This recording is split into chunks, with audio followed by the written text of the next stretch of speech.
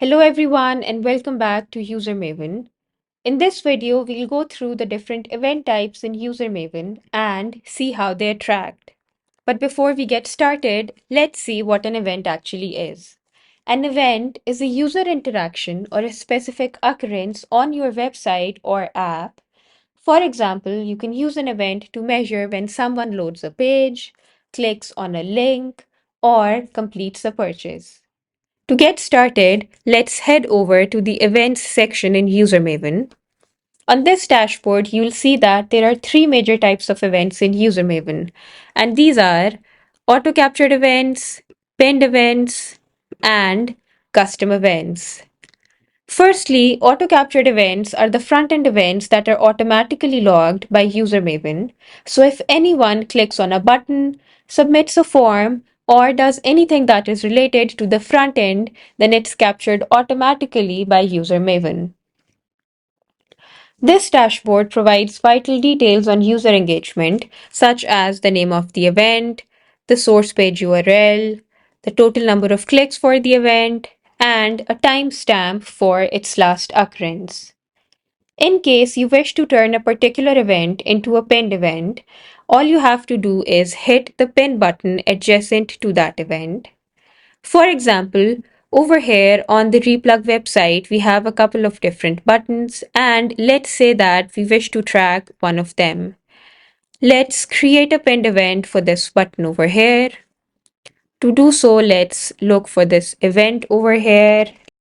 Now let's click on the pin button over here, and you should land on this page. Now we have a couple of different options over here. We have the label text, the destination page URL, source page URL, and the CSS attributes for this particular event. You can remove as many conditions from over here as you want, and you'll see the number of clicks increasing with each removed condition. Similarly, you can add as many conditions as you want and select the options from over here, or you can create an OR condition as well. For example, let's say that you have a button on your website which is labeled free trial and you want to track that as well.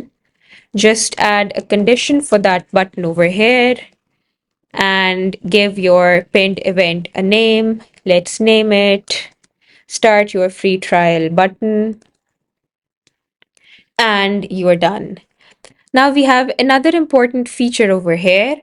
If you enable this toggle, a conversion goal in addition to this pinned event will be created. Let's see how this works. Let's click on the create button and a pinned event should be created. We have it right here. Similarly, let's check if we have a conversion goal as well. And we have a conversion goal for this very button over here. Going back, let's see what pinned events are now. So pinned events are the most important events that you can track, and these are taken from auto-captured events, as was just explained, or you can also create a pinned event using the Create Pinned Event button over here. These events focus on key actions such as signups or purchases. This dashboard provides a laydown on the name of the event, the total number of times it has occurred, its first and last occurrence, and a 30-day activity line graph. To create a pinned event, just click on the Create Pinned Event button. Let's create one for one of the other buttons on our website. Let's say for the Book a Demo button over here.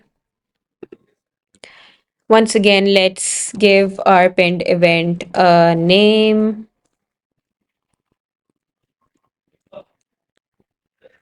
And fill in the conditions for the event. Once you're done, just click on the Create button over here and your pinned event will be created. To edit a pinned event, just click on the Edit button adjacent to that event.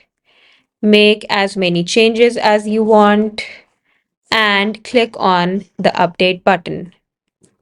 Similarly, to delete a particular event, just click on the Delete button adjacent to that event, confirm, and your pinned event will be deleted.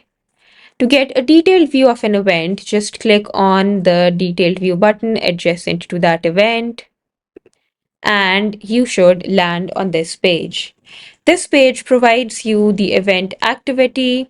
We have a date picker over here, and you can select a specific time period. Let's select the last 14 days. Then you have the usage for your event, the event activity, and a breakdown by page as well. Now, let's see what custom events are.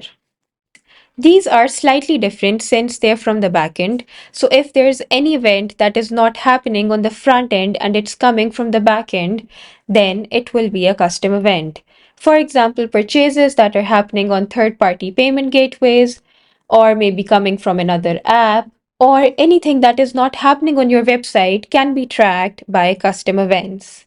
You can send any custom event that you want using the JavaScript API. You can click right here and you should land on a guide on how to send custom events.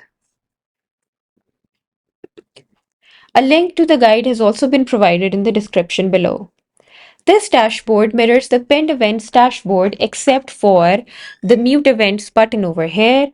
If enabled, these events are not shown in the events list while creating insights in Usermaven. For a detailed view of any of these events, just click on the detailed view button over here, and you'll once again have the event activity, the event properties, event activity once again, and a breakdown by page.